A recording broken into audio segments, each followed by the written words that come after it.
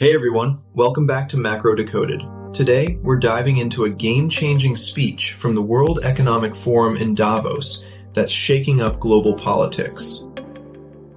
Imagine this. The world order as we know it is crumbling. That's what Canadian Prime Minister Mark Carney declared on January 20th, 2026. A rupture, not just a transition. Sounds intense, right? Stick around as we break it down in this detailed 5-minute explainer. If you're into geopolitics, hit that like button now. What do you think is causing this global shift?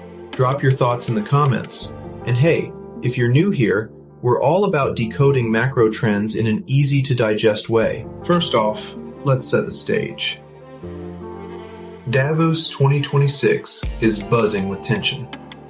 US President Trump's threats over Greenland, yeah, that Danish territory, are straining alliances like NATO. Europe's pushing back with tariff threats of their own, potentially up to 93 billion euros on US goods. And amid all this chaos, Carney steps up with a 25-minute bombshell speech. He calls it a rupture in the world order, signaling the end of the post-World War II rules-based system led by the US. But here's the twist. He says we shouldn't mourn it. Nostalgia isn't a strategy. Instead, it's time to adapt and build something new. Carney draws from history to make his point, quoting the ancient Greek historian Thucydides. The strong do what they can, and the weak suffer what they must. Ouch. That hits hard in today's world. He also references Václav Havel's powerful essay, The Power of the Powerless, talking about living within a lie, that fake sense of security from old alliances that no longer hold up. Breaking it down further, Carney diagnoses the problem. The old system provided public goods like open trade and security, but it was always selective in its enforcement. Now, with cascading crises in finance, health, energy, and ongoing geopolitical conflicts like the 4-year war in Ukraine, great powers are weaponizing everything. Tariffs as blackmail, economic coercion. He warns middle powers like Canada, if you're not at the table, you're on the menu. Classic line, right? It's a stark reminder that smaller nations can't just sit back.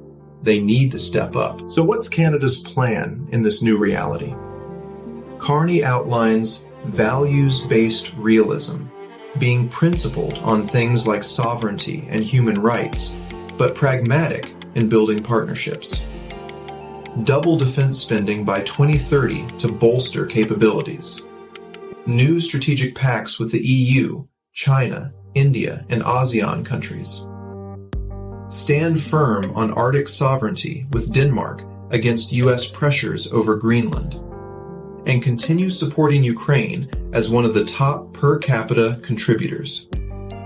It's all about creating flexible, issue-specific alliances, think variable geometry, rather than rigid blocks. Diversify to avoid subordination. That's the key takeaway. Canada, as an energy superpower with critical minerals, is positioning itself to lead this shift. Let's talk reactions, because this speech didn't go unnoticed.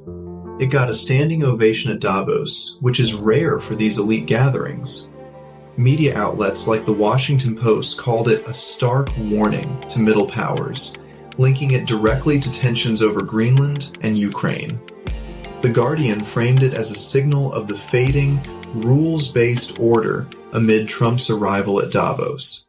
And even China's Global Times praised it as a closely watched critique of U.S. erosion of the post-war order. On X, users are absolutely buzzing. One called it spicy, quoting that "on the menu" line. Another described it as consequential, comparing it to historic Cold War speeches. But critics point out it might lack deeper civilizational imagination. It's more managerial than visionary. Implications are huge, folks. For middle powers around the world like India, Australia, or EU states, it's a blueprint to team up and build resilience. Think forming buyers clubs for critical minerals or coalitions on AI governance. Globally, it points to a multipolar world, potentially riskier with more fragmentation, but also more balanced without one dominant power. US-Canada ties might strain, especially with Trump's focus on Greenland, but Carney balances it with unwavering NATO commitment. As Trump addresses Davos today, January 21st, this could accelerate real shifts in trade, security, and alliances. Could this truly mean the end of Pax Americana? Food for thought. Let me know if you want a follow-up video on that. Wrapping up, Carney's speech is a must-know for anyone tracking macro trends. It's pragmatic hope in chaotic times, urging us to live in truth and collaborate. If you enjoyed this breakdown, smash that subscribe button to Macro Decoded for more insights on geopolitics, economics, and beyond. Turn on notifications so you never miss an update. Thanks for watching, and see you in the next one. Peace out.